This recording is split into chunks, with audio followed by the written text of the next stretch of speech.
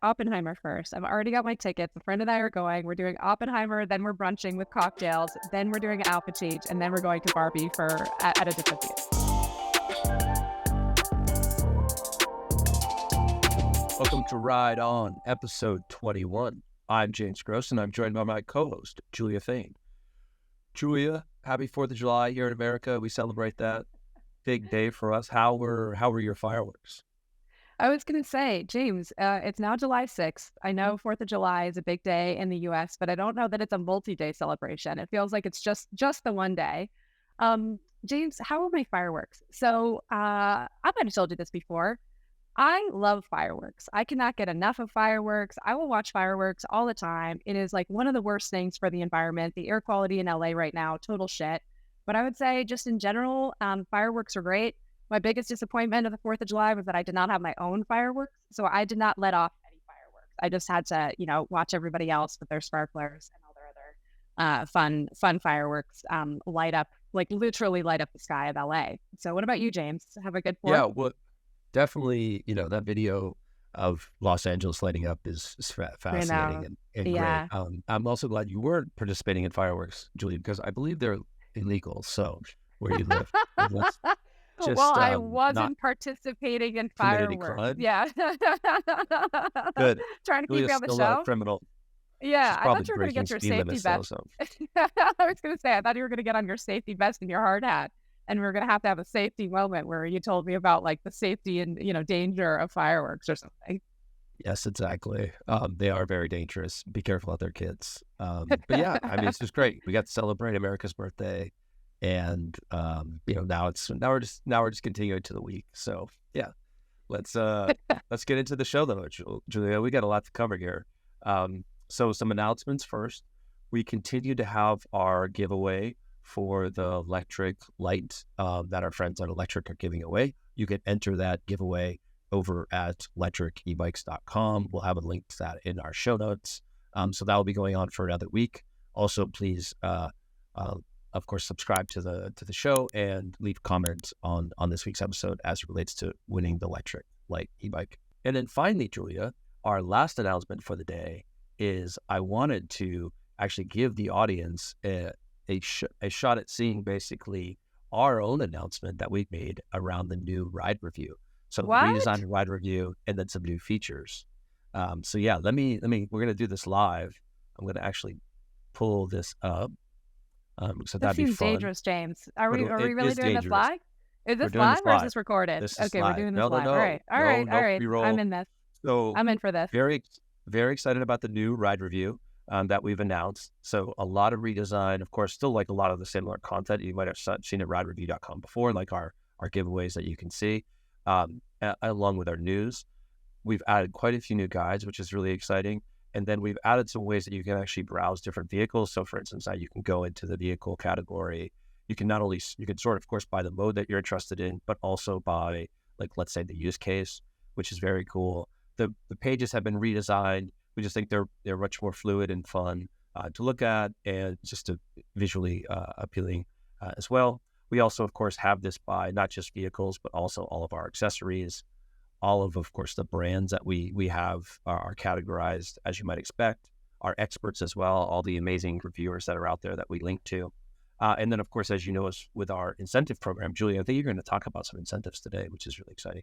You can, of course, still see all the incentives all around the world here at ridereview.com, which is super exciting. And then finally, one other thing is you can also now log in. So you can see I'm logged in as James Gross. This will help you for any of our giveaways. You can also add any vehicles to like your wish list if you want. And then very soon, you're going to be able to actually leave your own review on vehicles, as well as if you're a brand, you're going to be able to claim your brand, meaning that any vehicles that we have on you, if you want to change the price or anything, you're going to be able to go in and do that. So that's really exciting as well. And then finally, two things. One is we still have the really amazing search that people like a lot, which is the ability to kind of break down a vehicle by mode type, by use case, as I mentioned before, by features. For instance, I want to look at e-bikes with throttles, by price, and of course by rating. And that will get you, detailed search, and that you can click over to as well. So that's been redesigned. I think it's much fresher now. And then, one final thing is, of course, this idea of being able to chat with us directly. So we've announced Ride. TechCrunch actually is the first to cover this this week, which is really exciting. But Ride is sort of the assistant of Ride Review. So this is as if Julia and I had bigger brains or something. We can answer all your questions, which of course we can. Or just more time. Yeah. Or didn't sleep. Yeah. Like, I don't think it's just That's bigger true. brains. Ride Review does James, not I don't know sleep. about you, but I could probably hold this in my head. Yeah. The sun does not set on Ride Review. And so, our new assistant, Ride, can help you with any of your vehicle needs if you don't want to use our advanced chat or if you're not just browsing, but you want something very specific. So, Julia, like any good demo, let's try this live. So, here, if you come to the homepage, you'll see that Ride kind of announces themselves and tells you to, ask any questions that you might have. So, Julia, let's look for something. What should we look for here? James, you know what I'm going to say? Maybe. Nope, you don't know what I'm going to say. You're not going to guess what I'm going to say. Okay. Don't guess. Okay, I'm not guessing. Looking for an electric motorcycle. Oh, wow. Okay. Yeah, didn't know that I was going to say that, I guess. No, I didn't. Of course, our database is not massive for electric motorcycles, but let's give it a try because Julia wants to do that. Okay, so it's asking you back. Okay, you look for electric motorcycle. What's your primary use case? Do you have any specific requirements? You don't have to answer all these, but it will help shape the answer if you can answer some of them. Your budget. Amazing. Okay. All right. Yeah, what you got? Well, I'm looking for recreational riding down the California coast and want to pay under, I don't know, what's a reasonable budget for a motorcycle? Under 40,000? Who says recreational riding? I don't know. That's what Ryan said. We got to teach Ryan how to. Okay. You're looking at the budget options, Derby. Oh my gosh. Oh, here we go. Wow. Okay. So we've got some recommendations for you, Julia. We've got a Livewire one, which is a very popular bike, or the Vulcan Run. I think you want the Sur-On. And let's try the Sur-On. Yeah. The problem is when I click on that, you're not seeing that, right? Oh, share this tab instead. No. There we go. Sorry. Yeah. There you go. That's what you want, Jules. These are very popular in LA. I could definitely see you on this Sur-On. So that is Ride Review, all the new design. Check it out. You can now log in, sign up, log in, and of course you can chat with Ride, which we hope you do. So yeah, very excited about that. I know that's a lot of announcements again, but wanted to get that out there. And yeah, appreciate you. Appreciate all of them. Even leaving comments and give it, signing up and giving it a try. We really appreciate your feedback. So with that, Julia, I'll send it back over to you for some news of the day. James, we got a big news week with several stories that I want to share with you all today. So the first story is actually an awards of sorts. So People for Bikes, which is a US-based nonprofit, every year looks at more than 1,000 cities across the US, more than 250 cities across the world. And what they try to do is they identify the best places to bike. They create their own ranking every year. Folks look at this as the ranking for best places to bike in the US in particular, but also across the world. So People for Bikes, as a good nonprofit would, creates an index for how they score the different cities. And the 6 factors that they look at are captured in the acronym SPRINT. So SPRINT, great acronym, by the way, big fan of this acronym. It's safe speeds, protected bike lanes, reallocated space for biking and walking, intersection treatment, network connections, and trusted data. So that's what SPRINT stands for. They looked at 1,000 cities. James, of the cities, which do you think rose to the top of this year's ranking? I'm just not sure. Julia, you're going to have to share it with us. It's going to be Minneapolis. So what was really interesting this year is Minneapolis vaulted to the head of the pack, the most cyclable large city in America. Minneapolis improved 31 points year over year. So this is a score out of 100, and they improved 31 points, which is just insane. Like, you can only imagine what they must have done in terms of protected bike lanes, in terms of changing speeds, in terms of reallocation of space, et cetera. But with that said, Minneapolis, at the top of the most cyclable cities, only scored a 68. So a 68 out of 100. And I thought that was really interesting because when you looked at the rankings, when they broke it out by like large cities, medium-sized cities versus small cities, even the most cyclable city in the US only rated like an 80 or so. Everything else, including Detroit, which was at the bottom of the top 10 of large cities, was closer to the 50s. So, James, what do you think? What does this say about cycling in the U.S.? Is this a good thing? Is it a bad thing? Should we be celebrating Minneapolis? Well, so a couple questions. First is in terms of like, what does the 80 mean? What does 100 get you? Is there any, did they explain that? Like, is 100 like you would never ever worry about You would biking feel in the city safe or on something? every single street. Yeah. If you were an 8-year-old or if you were an 80-year-old, you could bike. You have connected bike lanes, so you could always be on a separated bike lane, things like that. That would be 100. Yeah. Do you know if there's any global city that scores in the 90s or anything like that? Do they share Great that? question. I don't. Yeah. Which global cities would you think score in the I don't know. 90s? Clearly, like in the U.S., we struggle with this infrastructure. I mean, a lot of the ones we all talk about every day, I'd assume would do better here. Um, Final question: what is the best city in America? That's not big, but maybe that scored in the 80s. Do you know? You Yeah, mentioned it was scoring somewhere in the 80s. in, yeah, good question, good question. It was Provincetown, Massachusetts. So Mm, the tip of Cape yeah, kind Cod. of the Yeah, P-Town. older places, rich places. You know, Older and rich, yeah. yeah. Seriously, I mean, it's can't build as much, and then they've got a lot of money, and they realize they should probably stop killing their citizens, so they pay for it. That's good. Yeah, I think this is great. I think the Minnesota, in any sense of why Minnesota accelerated so much, if you look at that chart we shared, like, Yeah, yeah, Minnesota really jumps. Like, what was that? yeah. I have to imagine that some combination of all of these 6 factors. Like they must have dropped some of the speed limits on some of the streets. I think that they rolled out a bunch of new protected bike lanes. Have you been to Minneapolis before? Yeah, actually, the cool thing about Minneapolis, I've always found is the bridges. Like, I've run, randomly I've run a little bit in Minneapolis, and there's a lot of connected bridges over like what would be, quasi freeways, which is cool because you don't get stuck in those like islands of like, oh, I can't cross the freeway. That's one thought I have. Again, I haven't been there a ton. It's been many years, but yeah, there's a great culture. Clearly, the only bummer is if weather is a deterrent, definitely can get pretty cold. Yeah, and apparently it's not. Minneapolis, Yeah, right? yeah. I mean, It's great. Minneapolis has bike share. Bike share operates during summer, not the winter. Minneapolis actually has really great transit, and I think here one of the keys for having a more bikeable city is actually to have better transit. It makes it easier to use bike for that, first last mile connection. Or for that matter, transit is often you're doing either tram or bus, looking out for cyclists more. And then there's that reallocation of space for biking and walking. Often when you see transit infrastructure, you also see money set aside for biking and walking infrastructure too. And then Minneapolis has a huge network of trails. So anyways, as you can tell, I'm a little bit of a fan of Minneapolis. I think it's an underrated city in the US. I was shocked to see too that they improved 31 points year over year. It almost was like, it's an accounting error.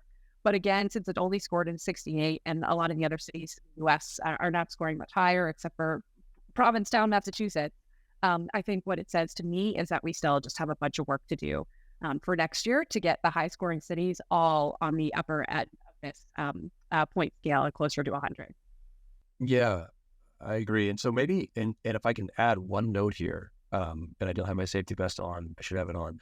But what I would, if I were to critique people for bikes in this rating scale, is I don't, and because of that chart shows San Francisco in the second place, and I know from talking to people up there, there's a big problem with traffic deaths and a big problem with people feeling safe in streets because they're not enforcing traffic laws anymore up there. Like I would have liked to see a rating in there for something around policing traffic safety, because you don't put people on roads and then not enforce. Doesn't matter how good the bike lane is if you can't cross the intersection. Now they've got intersection treatments, which is okay, but I actually think we need to be more aggressive with like, are we enforcing traffic laws? If no, that's got to be a big ding to a score, because I think it's really unsafe to tell people to bike in areas where they don't enforce traffic laws. Yeah, interesting. And James, one of the cities that I was thinking would be up here, especially when you look at the global comparison for the 250 cities that they analyzed across the world and outside the US, is Paris. So one of the other news stories that's coming out this week is that Paris has an avenue called Grand Armée, and they're redesigning it. Has that a little nod about my high school and college French coming out, and that French boyfriend that I had when I studied abroad in Paris? But in any case, TMI. just No. yeah, just to get back on topic. So in Paris, they're planning for a major redesign of one of their big avenues for 2030. What they're trying to do is continue to limit car use, continue to expand pedestrian accessibility. And what I think is really beautiful about Paris, but also about any city that's doing a major redesign, is that they always get a number of architects to put out these beautiful like concepts around what it could look like to have these redesigns. So the preliminary design plans have shown expanded sidewalks, they've shown expanded green areas. There's also a protected bicycle highway. So Paris is taking a little bit of it maybe copycatting London and London's cycle superhighways. And what I thought was amazing about this particular article, which you all should definitely read, and of course check out the images online beyond what we're showing in the show, is that one of the quotes was, "And cafe tables will be able to expand without offering users a free serving of carbon monoxide with every coffee." And I just kind of love that. I mean, first of all, because in Paris, the thing that you get when you're at a cafe is not just a coffee. You get just like a plume of cigarette smoke in addition to whatever's coming from the cars themselves. But I thought this was a great way of making very tangible what the impact is of these redesigns that are more friendly to biking and walking. So James, what do you think? Is this worth, spending 2 of the road's existing 6 car lanes or 2 of the parking lanes too? Like, do you think Parisians will really go for this, or do you think it'll fail like the, scooter referendum did? Yeah, I don't know. I think it could pass. I guess just to showcase a little bit of maybe another big city in the U.S. and talk a little bit about your other news report. I know New York failed on trying to reduce their speed limits from 25 to 20 because of and then the argument was the opponents thought that the city should focus on reckless e-bike riders over cars speeding. What does that even mean? Who's a reckless e-bike rider? Well, again, I think this is a big problem that we have, is the perception that clearly people are reckless on bikes at a certain level, but we just seem to ignore we just have so assumed the idea that being reckless in a car is just a little bit fine. Like we sort of break the law as it relates to being on our phones or going over the speed limit.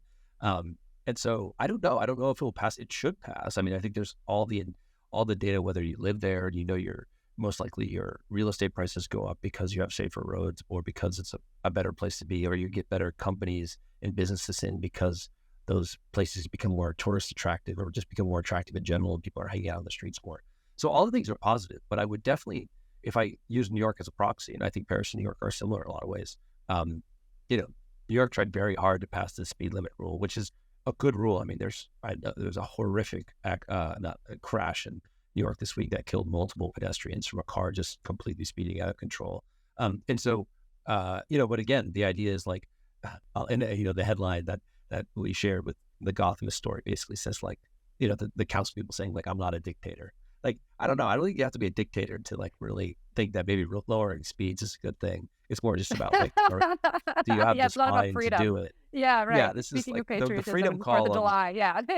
Moving from 25 to 20 is that's a little bit of a stretch. It's really restrictive. Yeah. Yeah, really restrictive. So yeah, I think I don't know if it passed. It should. It's a good idea. But if New York City and the news story this week is a proxy, I think people are concerned about the wrong things. Yeah. I have to say, speaking of people who are concerned about the wrong things, if we had a Rider's Choice Award for newspaper that does the worst reporting on e-bikes and micromobility, I think it has to be the New York Times. I mean, just kind of linking all these stories together, the New York Times, I remember, did a story about Paris and all of the cycling in Paris, and they called it the streets of Paris are anarchy. They were sort of anti and putting out this message that maybe it wasn't good that Hidalgo had put so much money and time and space over to cycling infrastructure and walking infrastructure.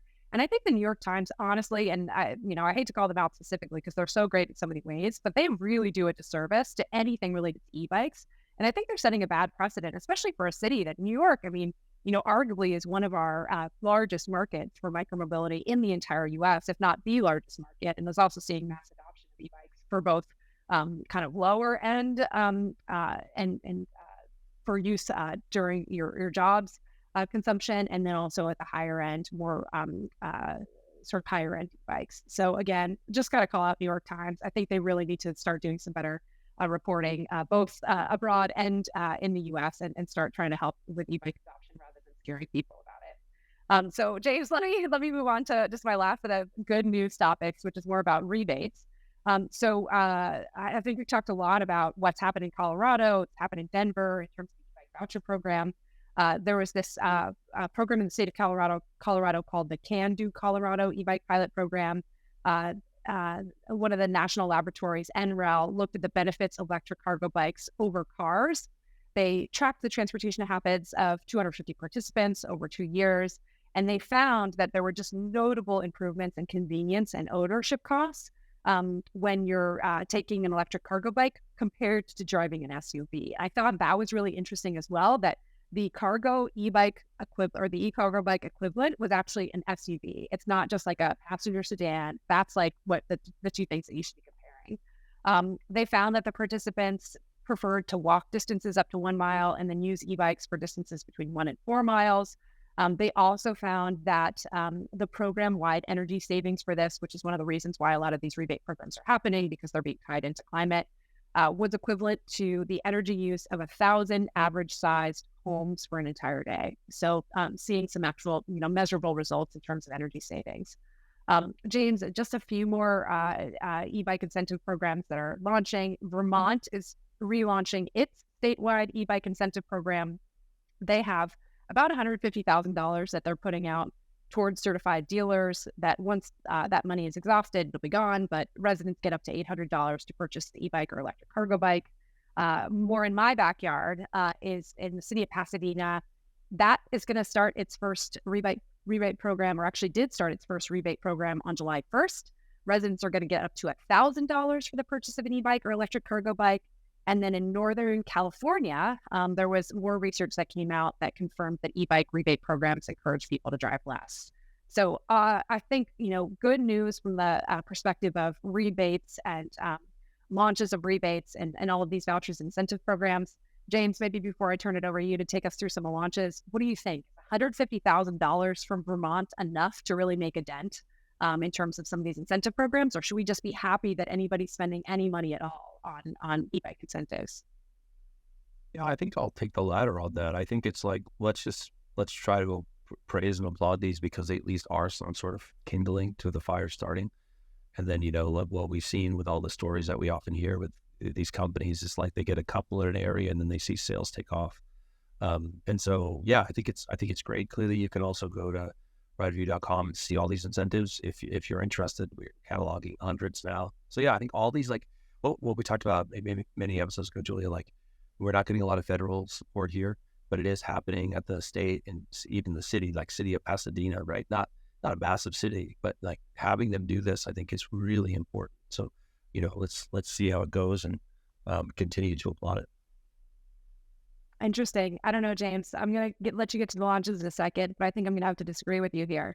Because I think if you just do these like little pilot programs and you're not necessarily tracking results, then you don't create that spark for the fire. You have to put in some more money. I think even when we're talking about Colorado and California putting in like $10, $12 million across the state for an e-bike program, that's even not quite enough, but at least you're getting enough money where you're going to be able to see some results and know whether or not the program is working. So $150,000, I want to applaud you, state of Vermont, but I think it's got to be higher. And I think definitely like Colorado has also set the precedent for how you track the success of these programs. And if you don't track the success of these programs, then policymakers, politicians, communities are not going to want to do them. Okay. Julia says, show me the money. I'm down. The money. All right, let's talk about some launches real quick before we bring on Justin from Vela. So first up, a lot of cool launches. So I'll just go through these really quickly. Citroën, who makes the Armée, which is just a great little vehicle, mostly in Europe. They've announced they've created the Armée for All, which is actually for drivers with disabilities, which is very cool. So they've put in all of the both the accelerator or brake controls are accessible via hand levers rather than foot pedals. Clearly, like, I'd worry, not worry, but just people that might have extra things because they're disabled, might have a hard time with a vehicle this small, but like clearly they think there's an audience here and they're targeting it specifically. So I applaud them for that. And, it'd just be great to see more Omnis around with everyone driving them. But of course, them being accessible as well is great. Second up is McLaren Applied. So that's, of course, the famous world famous McLaren company. Lavoie, who's a subsidiary of McLaren, announced their new scooter. They actually announced it on stage at Micromobility Europe a couple weeks ago, but now they've gone public with the press, which is very cool. The video that we show is from Micromobility Europe showing the vehicle. Julia, I really like this vehicle for you because you always talk about going upstairs and carrying your vehicles. I really like the folding mechanism of the Series 1, and I think it's great for someone that, of course, lives in an area where they've got to climb a lot of stairs and just, want to take their vehicle inside. So hopefully we'll have the CEO of Lavoie and McLaren on Ride On at some point to give one of these away, because I think these are really cool vehicles and I want to try them as well. Next up is the Fiat, the Topolino EV. So Julia, again, another cool vehicle for you in talking always about how you want to go down the California coast. So this is not only a small car, but one that comes with a little shower. And the way they're positioning this shower is for, after you spend the day at the Italian coast, you need to shower off. Oh my God. So I'm in. Pretty amazing. Transport me. Yeah. Not only is it a small car, which is great, and it would fall under the micromobility category given the weight of it, but as well, it has a half bath in it, which is pretty amazing and compliments to Fiat for pulling this off, because I think this is super cute and super fun. Glamping to a new level. Yeah, that's beautiful. Perfect. Nailed it. Your friends, Julia, over at Cowboy, have released a new vehicle, the Cruiser e-bike, which, has a more comfortable riding seat, they say, inspired by Dutch bikes. I guess my only problem with this Cruiser e-bike, Julia, is it just doesn't feel that cruiser to me. It doesn't feel that different from what we've seen from Cowboy. To me, this is like just not the American style of cruising. This feels like Cowboy slightly changed, of course, with some cool software features and their new Google Map wayfinding that they announced at Micromobility Europe as well, which was a really cool announcement. So yeah, I don't know, Julia, on that one, does this pass your cruiser test or not? Because for me, no, I think no, it doesn't. No, it's gotta be a step through. It's gotta be a little lower down. I mean, the whole point of a cruiser is that you're cruising. You're like up. You're not hunched over. You're kind of looking around. You're looking at everybody. Everybody's looking at you. It's this is not a bike for Greta Gerwig's new Barbie movie. It's like are you going to see? This is the question. Are you going to see Barbie first, or are you going to see Oppenheimer first? I mean, Oppenheimer first. I've already got my tickets. A friend and I are going. We're doing Oppenheimer, then we're brunching with cocktails, then we're doing Alpha Cheech, and then we're going to Barbie at a different theater. It's a day. It's already planned. Okay, that is awesome. Good for you. Are you doing? Are you doing? I'm gonna do Oppenheimer. I have no plans for Barbie yet, but I would love to see it. I think that's James, you absolutely go. E-bikes. I should. Okay, Oppenheimer then Barbie. I think that's gonna be our role. All right, and then finally, just shout out Tanguay and Cowboy challenge on. I guess this is not a cruiser in our mind, so convince us otherwise. Next up is Utopia, Hong Kong-based Utopia.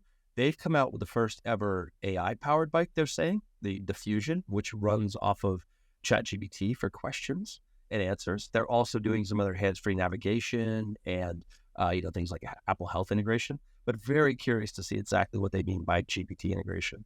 And so I think we're going to have to see more of this. It's a little gimmicky, but, more coming on that. And then, that's it on the news, because we are running low on time. Julia, we got to get to our guest, who is coming on very shortly. We have Justin. I'm going to ask Justin how to say exactly how to say his last name, from Vela Bikes, which is it's a really cool story. And we're excited to hear more. So let's get Justin up here. I think he left. Did you see him here? He must have realized oh, there he is. All right. Let's welcome Justin on to Ride On. Hi, Justin. Hi, Julia. Hi, James. How are you? Justin, how do we say your last name? Kosmides. Kosmides. Okay, Justin Kosmides. We're going to call you the banker turned biker. Is that a bike maker?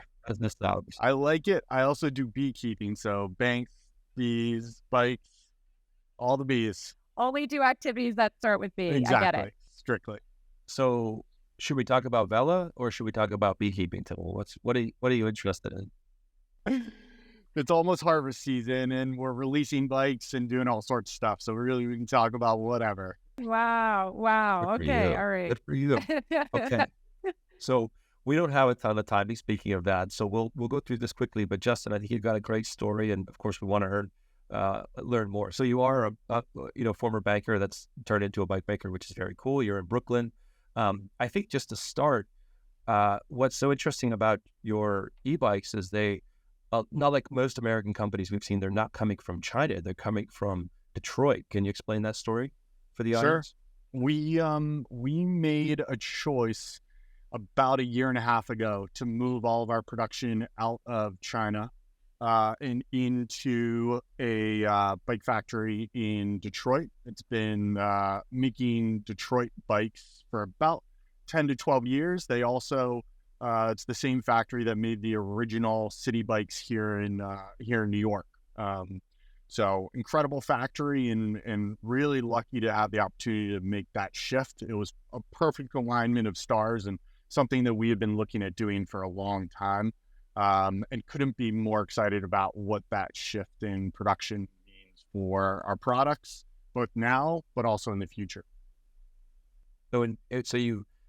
What is the biggest difference when you produce a vehicle in Detroit versus where you're producing in China? Like if you were to break it down for the customer, like what do you think? What do you think are the top three things?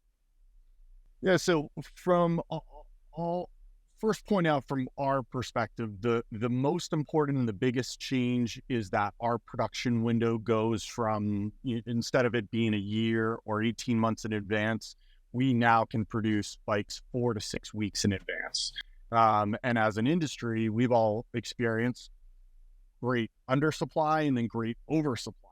And that isn't good for the longevity and the strength of this industry.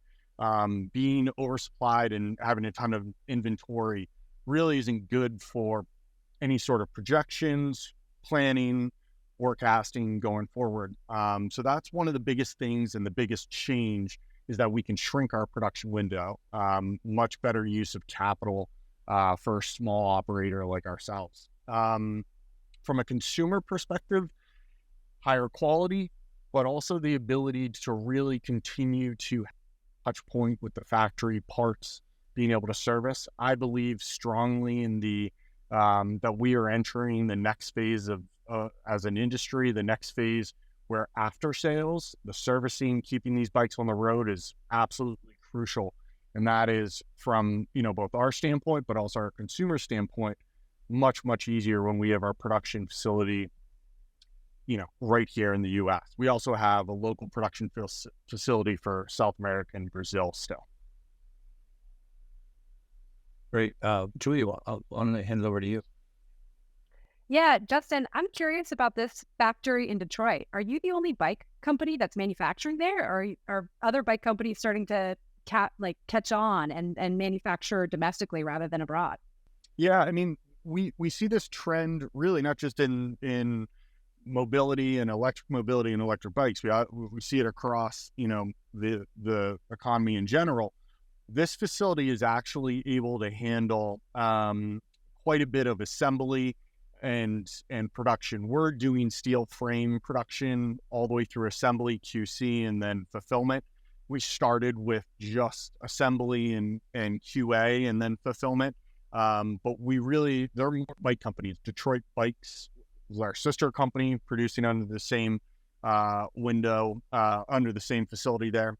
And there's a couple of others. I'm actively trying to encourage as many more producers to reach out, because for us, I mean, that's how Asia has such an incredible stronghold, is because they really can pull together and they're stronger and together than, all independent for our cost perspective and everything. I'm also, electric snowmobiles, scooters. This facility can really handle a lot of that. And it's owned and operated by Cardinal Cycle Group. They're based out of Bentonville. They also have facilities in Europe and throughout the U.S., but this is the largest one and the best one that fits us, since it's a steel frame plant. It can also handle that. But they do assembly and QA as well.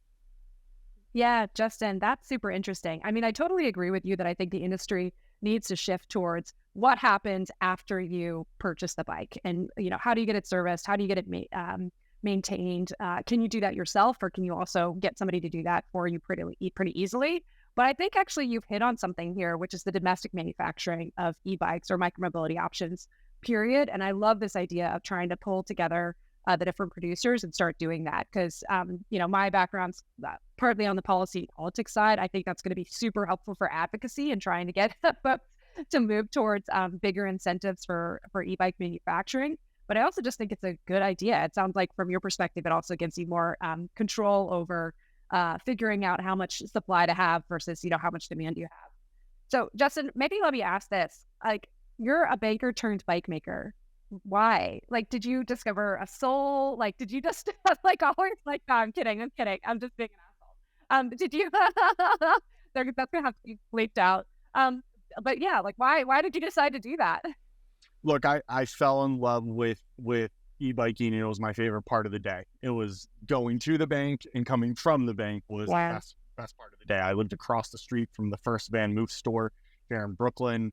I feel like it was either Trevor, Noah, or me, maybe, fighting to have the first electrified S, and enjoyed it and loved it, and watched Taco and his brother, who lived close by, really build an incredible brand, and really fell in love with e-biking through them. And I know a lot of my kind of early love of the industry to those two. But then, I met my co-founder, who had already had the successful, beautiful electric bike brand in Brazil.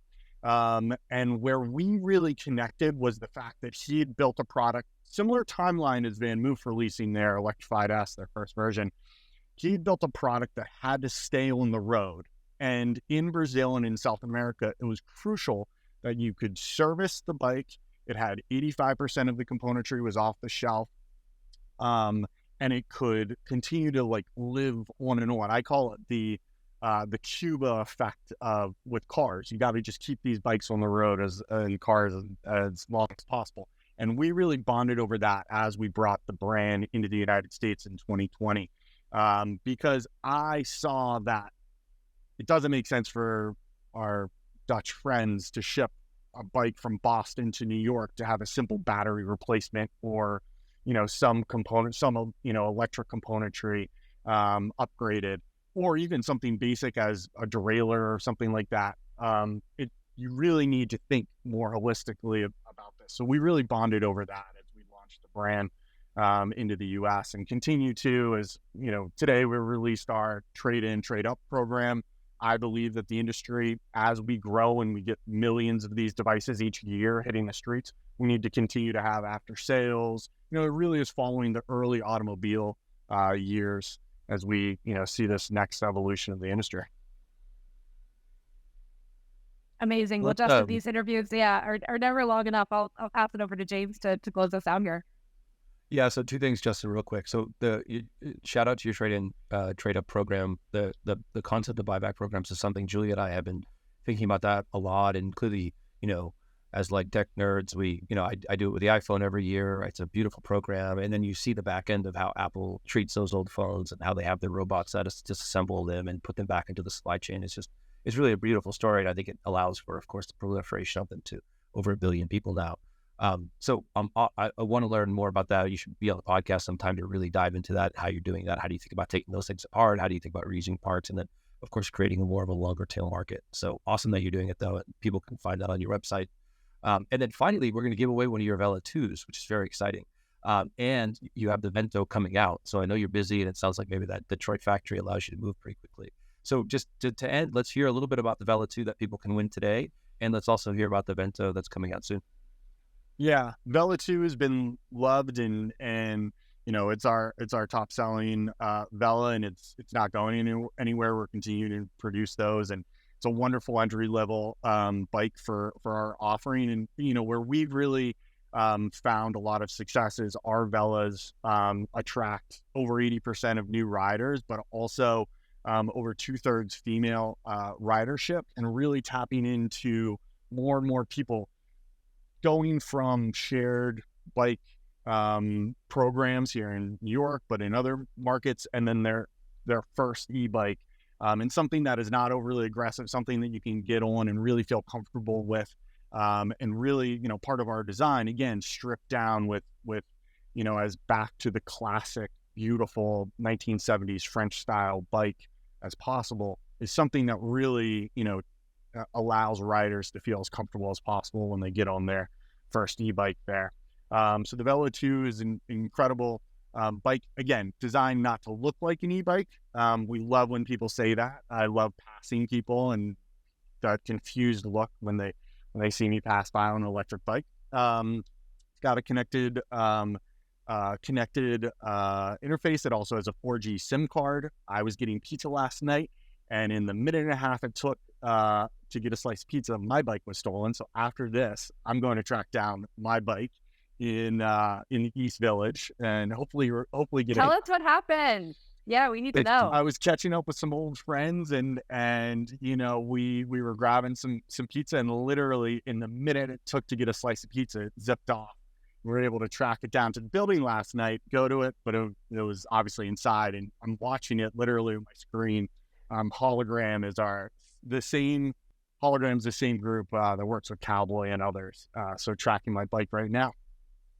Yeah. Okay. Well, good luck with that. And then Thanks. Just to finish on the Vento, Justin, if you can give us 20 seconds on the Vento, what do we expect to see there? Yeah, the Vento is our upgraded version. We are producing, the Vento is fully from frame all the way through assembly, manufactured in Detroit. The Vela 2 is assembled. So we're still using this. And this is for all those nerds out there who are on the manufacturing side, really optimizing. Are you manufacturing frames overseas and bringing them in, doing painting? Like, where does that line? And I'm happy to talk for hours about this. It's a really interesting topic in terms of cost, in terms of quality, and where that breaks down. Our Vento is fully from frame all the way through painting and assembly, made in Detroit, and that allows us to offer a lifetime warranty on our frames. And back to that circularity and that trade-in, we're able to bring that back. We can strip it down, repaint it. The steel is such high quality that we can continue to reuse it, long into the future. And then some upgraded componentry on the Vento, which we're really excited about. And again, continuing to build off a beautiful and very popular Vela 2. Very cool. Okay, Justin. Well, thank you for coming on. Banker turned bike maker, Brooklyn, coming and beekeeper. Vehicles via Detroit, and beekeeper. Some cool vehicles that are also, again, confusing. Some get some honey. Shout out to there we go. Oh, nice. Can't buy Does one, that come you buy with the every other. new purchase of a bike?